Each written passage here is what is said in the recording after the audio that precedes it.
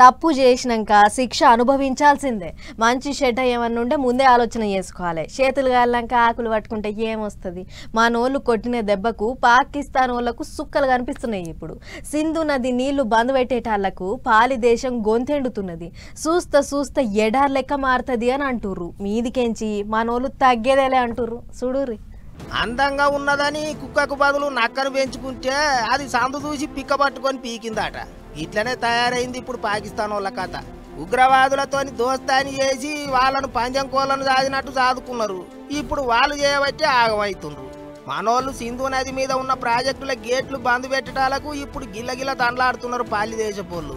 వాళ్ళు చేసిన తప్పుకు మనోళ్ళు నీళ్ళు ఆపినరు. కానీ పాకిస్తాన్ వాళ్ళు మాత్రం ఏం తెలియని ఎట్టి పూసల తీరుగా దునియా దేశాల ముంగట మనోళ్ళను తప్పు వాడుతున్నారు. అందుకే మనోళ్ళు కూడా గట్టిగానే బదులిచ్చిండ్రు.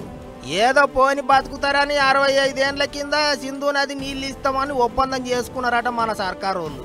మనం విడిచిపెట్టే నీళ్లతోనే పాకిస్తాన్లో 170% పంటలు పండుతాయట.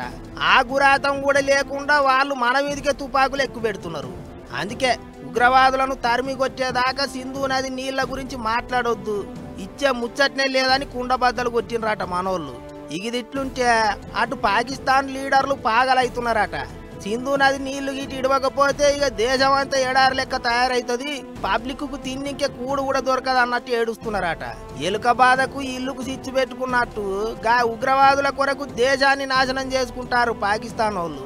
వాళ్ళేం మనసులో ఏమో అనుకుంటారు ఇప్పుడు దునియా దేశాల పబ్లిక్.